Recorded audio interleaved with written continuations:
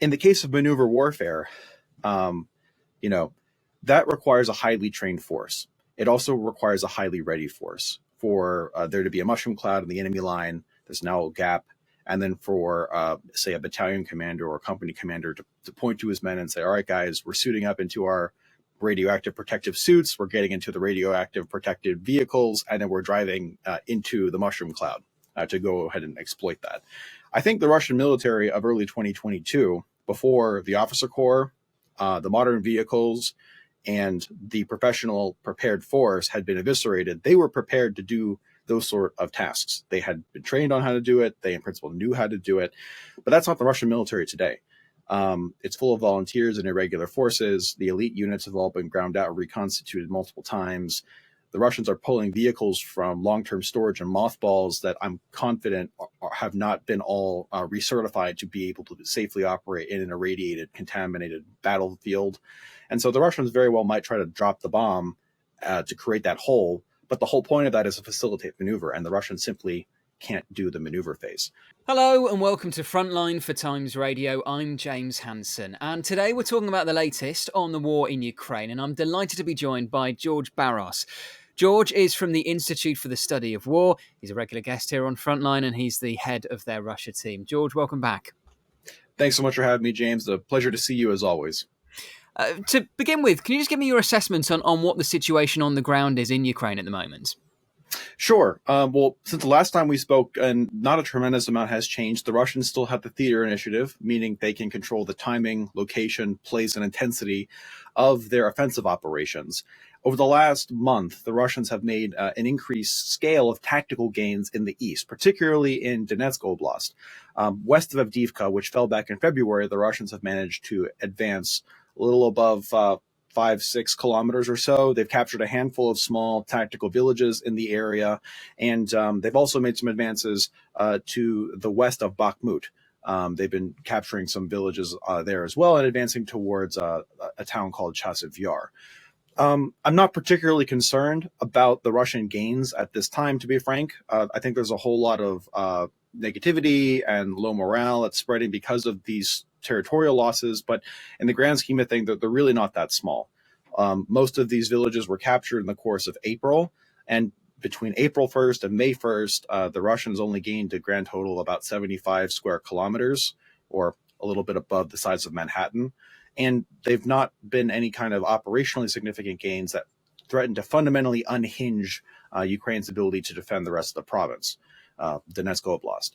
What I will say is it seems that the Russians are, in fact, expediting and intensifying their offensive operations at this time, specifically in order to capitalize on this increasingly shrinking window of opportunity before the American-provided aid actually reaches the front lines and stabilizes it. Of course, the bill was passed a couple weeks ago, but it's going to take a couple more weeks for the ammunition and the aid to actually reach the front lines at scale.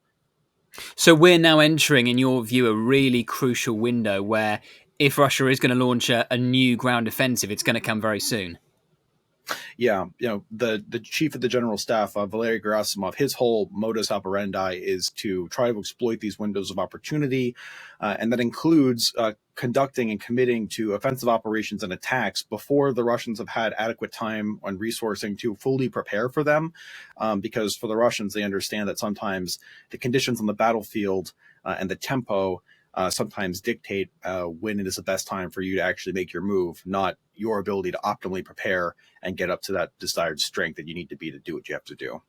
And what do you think that Russian ground offensive may look like? I know the ISW has pointed out that Russia seems to be amassing quite a significant force in the Kursk Oblast. Is that with a view to looking at northeastern Ukraine and the area around Kharkiv?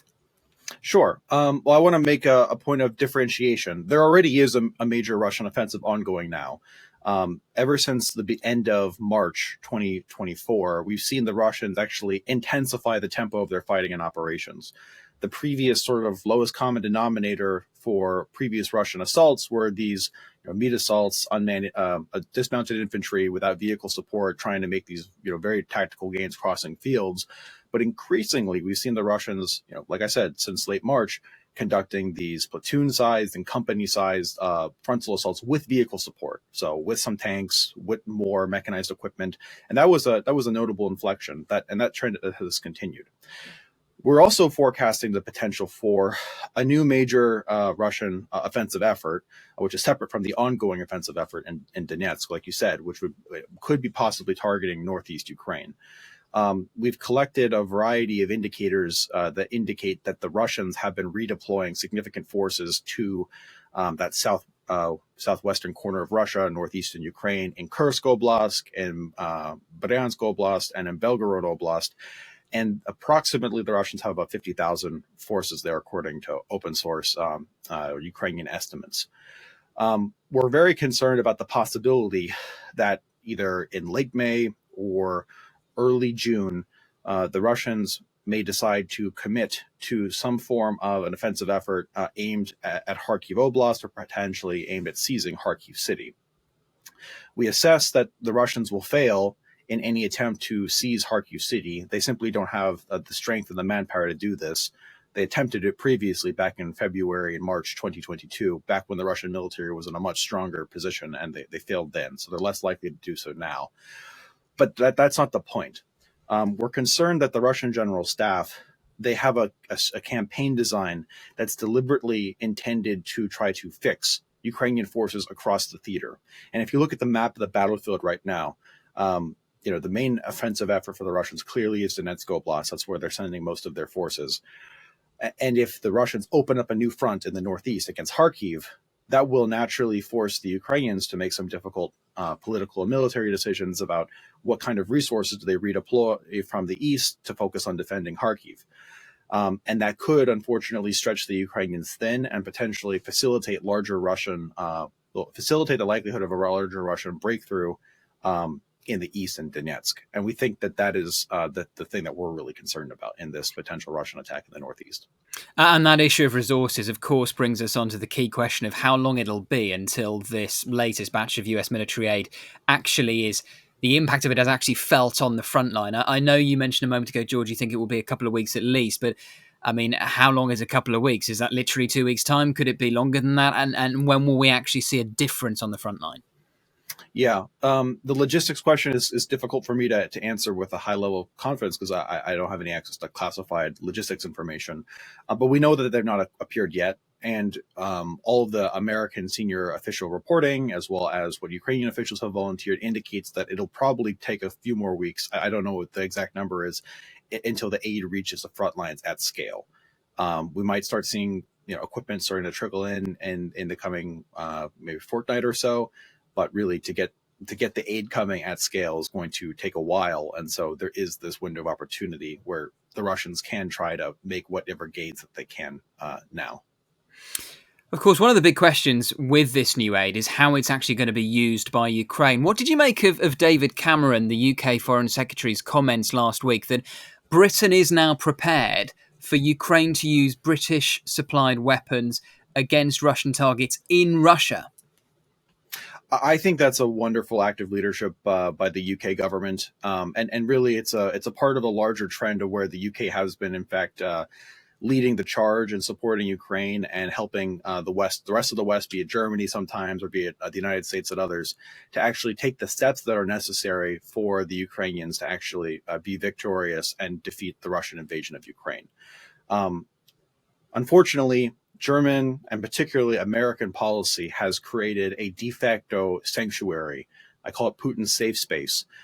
This is the airspace and the territory in the border regions of Russia, in the immediate vicinity of Ukraine, that are indeed strikeable. They are within the range of Western-provided Ukrainian weapons, but that the Ukrainians actually cannot strike because there's a moratorium on striking those territories. And what this sanctuary and safe space functions as is as a massive shield in which the Russians can place and forward deploy logistics equipment. They can fly aircraft in.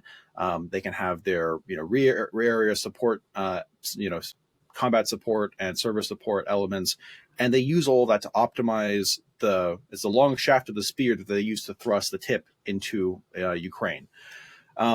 And the Ukrainians should interdict it, and they should degrade it, because it will reduce the Russians' ability to project force into Ukraine if they can strike that.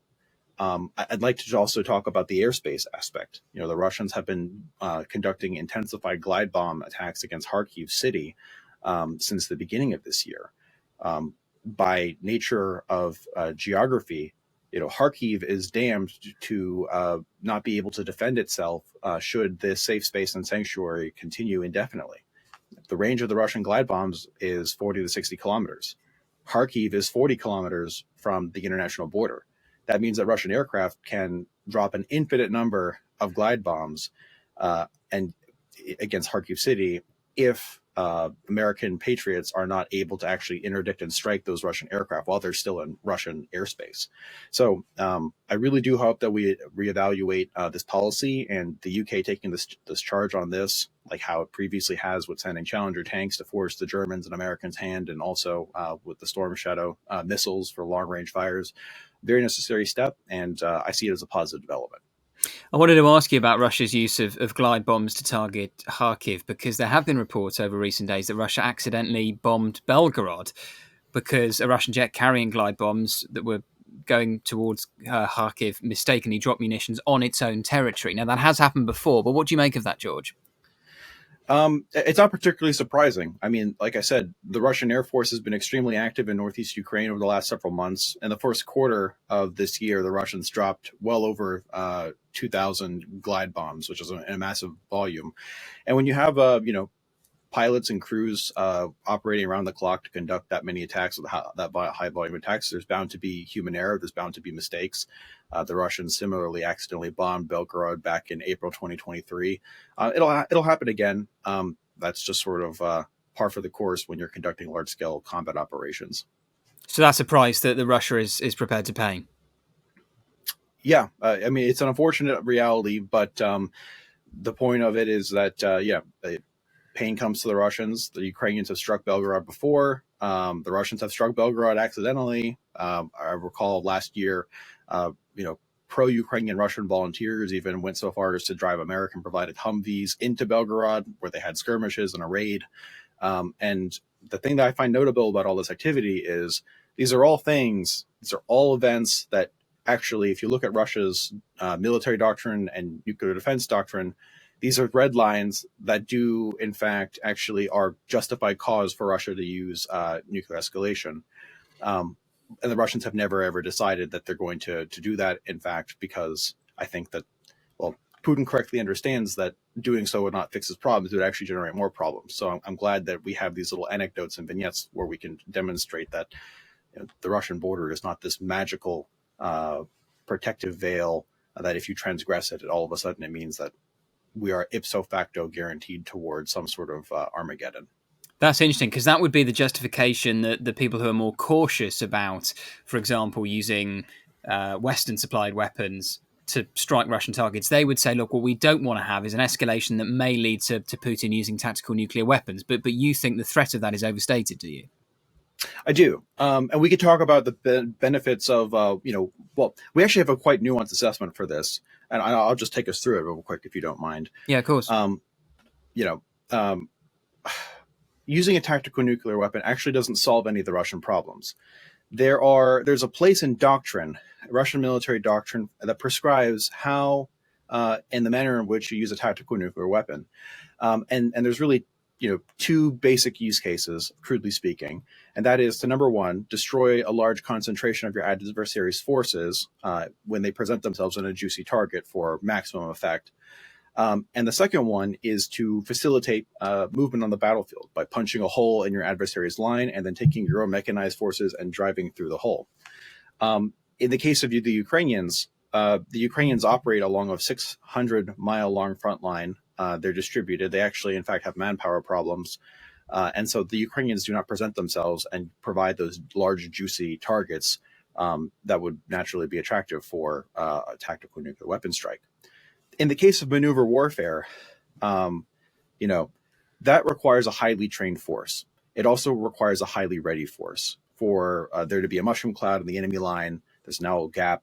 And then for, say, a battalion commander or a company commander to point to his men and say, all right, guys, we're suiting up into our radioactive protective suits, we're getting into the radioactive protected vehicles, and then we're driving into the mushroom cloud to go ahead and exploit that.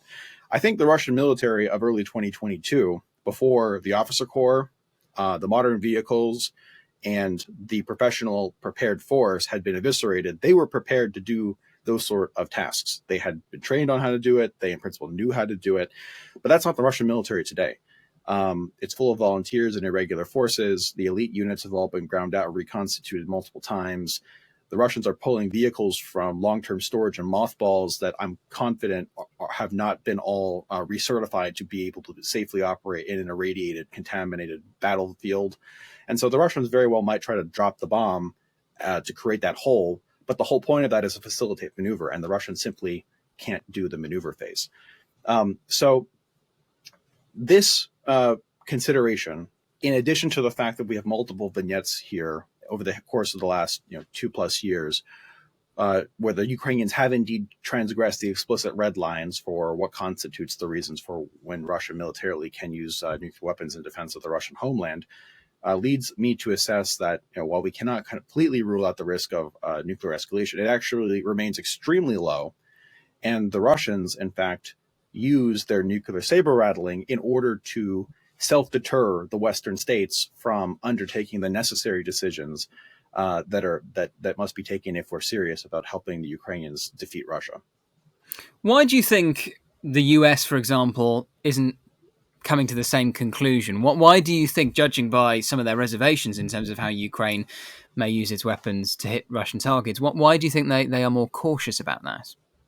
Well, I think the officials in the United States and in Washington, they have a huge responsibility to keep us out of Armageddon, and that's no easy task. And so I think they're extremely cautious about the risks of escalation. And it's an inherently virtuous thing to try to evade that risk. However, I think what has happened is that we've collected enough objective historical evidence from the battlefield in Ukraine, and we've tested Vladimir Putin's decision-making enough over the course of the last 2.5 years that we can actually see that you actually can push back on the Russians in certain kinds of ways without risking there being escalation or retaliation. I think it fundamentally comes from a good place, but it's led to decisions being made too slowly. Over the course of the last 2+ years, we've had a series of pitched, battled policy debates in Washington about the appropriateness of sending certain kinds of weapons. At the beginning of 2022, it was, okay, we're going to send you guys a whole bunch of Stingers and Javelins and hope you guys survive. And then the Ukrainians won the Battle of Kiev, and it was, okay, we'll send you 777 field artillery, but we're not going to send you HIMARS and any kind of vehicles. And then in summer, it was, okay, we'll send you the HIMARS, but we're not going to send you anything else. And then it was, all right, we'll send you the Bradleys, and then it was the main battle tanks. And the most recent debate item was F-16s. And each of these items had, at least 2 to 3 months of debate associated with each of them. Whereas, unfortunately, in reality, I think any competent military planner looking at the requirements of the Ukrainian battlefield and the Russian threat would understand and say, of course, the Ukrainians are going to have to conduct combined arms warfare here. Of course, the Ukrainian defense industrial base is not capable of sustaining Ukrainian war effort for a protracted period. The Ukrainians are going to need all this stuff. And I think we could have made the decisions much sooner to send Ukraine all of these systems, and now also remove the red tape that prohibits their use against legitimate military targets in Russia. But it's been a slow and arduous process because we've been trying to avoid that escalation cycle at every single juncture. There's the appropriate slow response. I think there can be an appropriate faster response. We've been somewhere in the slower response. So I think that's why we've gotten where we are now. Yeah, now it feels like Ukraine's allies are having the same conversation all over again about whether Germany should provide the Taurus missiles. But we'll leave that for the moment. I want to come on to Ukraine and the potential for a Ukrainian counteroffensive this year. Do you think there is any prospect, George, of a Ukrainian counteroffensive in 2024? It's entirely dependent on two key variables, and those are Western weapon provisions to Ukraine. Do they come in sufficient volumes, and do they come on a sufficient timeline to enable the Ukrainians to do so? And the second key variable is Ukraine's own force generation. Will the Ukrainians be able to restore their combat effectiveness for their existing brigades? And will the Ukrainians be successful in the formation of approximately 10 new brigades that they're in the process of forming now?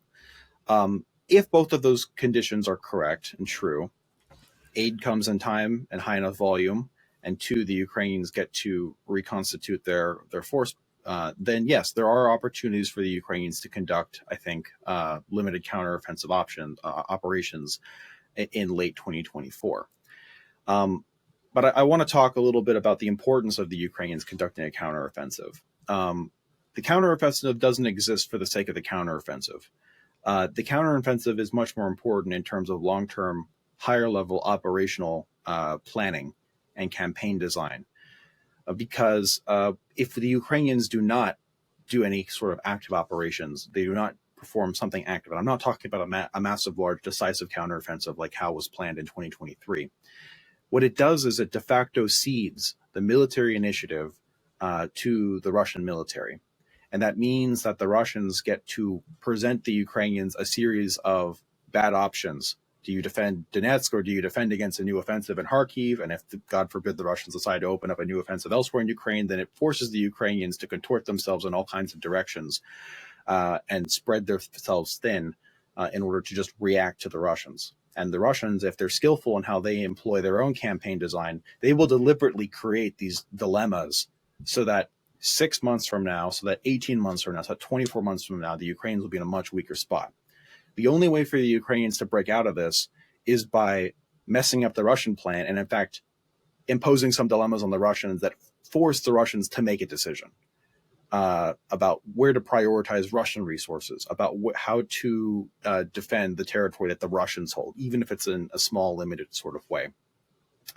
And the proponents of saying, 2025 is the magical year in which the Ukrainians must conduct a counteroffensive then for whatever reason, that implicitly says we're okay with ceding the initiative to Ukraine for all of ceding the initiative to the Russians for all of 2024.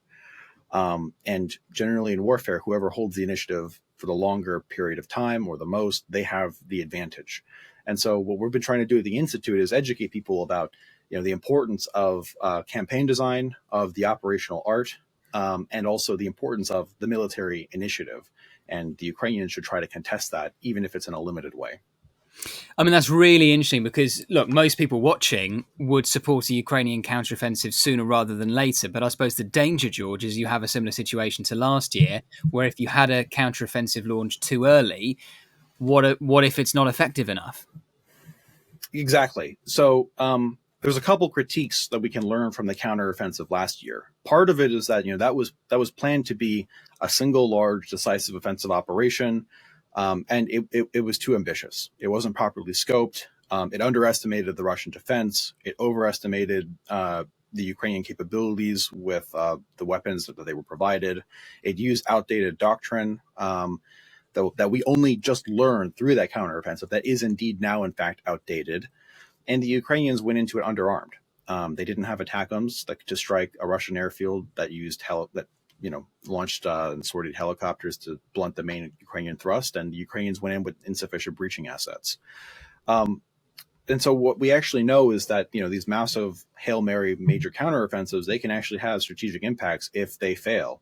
And you don't need to conduct one massive decisive counteroffensive to contest the initiative. You can actually contest the initiative with a series of smaller, properly scoped, less ambitious operations that risk less, but also can create the positive effects of contesting the initiative. The sort of example that I have in my mind is looking at the two successful Ukrainian counteroffensive operations from 2022 that actually nicely played off of each other and were much smaller in scale than the unsuccessful counteroffensive of 23. That were the Ukrainian offensive for Kherson, that liberated the south earlier in the summer, and then the other Ukrainian counteroffensive for Kharkiv in the northeast, which liberated much of Kharkiv Oblast and went into Luhansk Oblast in September. Both of those, in terms of their geographic scope, their tactical and operational objectives, and the amount of Ukrainian units and manpower that actually went into those fights, those were much smaller, and they were better scoped. They force the Russians to pick and choose which parts of the theater are they going to prioritize, those were more effective because of the contours of that.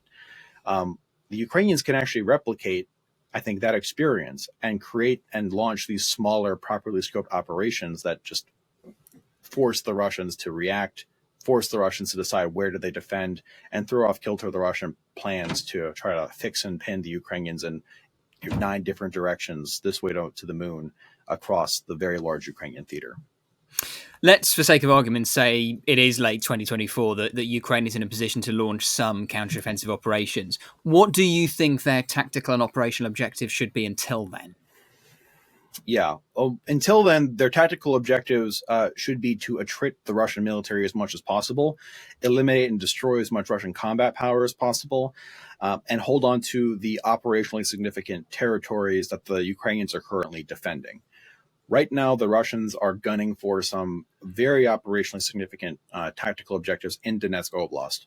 If the viewers look at a map of the northern section of Donetsk Oblast to the immediate sort of northwest vicinity of Bakhmut, there's a series of large Ukrainian cities: Slavyansk, Kramatorsk, Drushkivka, Konstantinivka. The latter of which, Konstantinivka, is only about 6 kilometers away from the current front line at Chasiv Yar. Those are very large cities. Each of those are roughly, if not more, than twice the size of Bakhmut. And I think we all remember how arduous the urban campaign for Bakhmut was. Those are what we call them sort of Ukrainian fortress cities because they're extremely difficult to capture, and whoever holds them will have a massive defender benefit. And we're concerned that if the Russians manage to needle their way past Chasiv Yar and work their way into the chain of those closely dispositioned to each other fortress cities, then the Russians might be able to work their way and try to peel off Konstantinivka, the southernmost city in that chain, and try to systematically dismantle that Ukrainian defense. If the Ukrainians manage to survive and defend off Russian attacks to get into those operationally significant cities, then the Ukrainians will be in a much better place to defend the rest of Donetsk Oblast. If the Ukrainians lose those cities, then we're getting into the territory of looking at some very significant operational changes and some territory that will be very difficult for the Ukrainians to liberate in the future. Just finally, George, given that and given the ongoing threat of a fresh Russian ground offensive, is May 2024 one of the most important months of this war?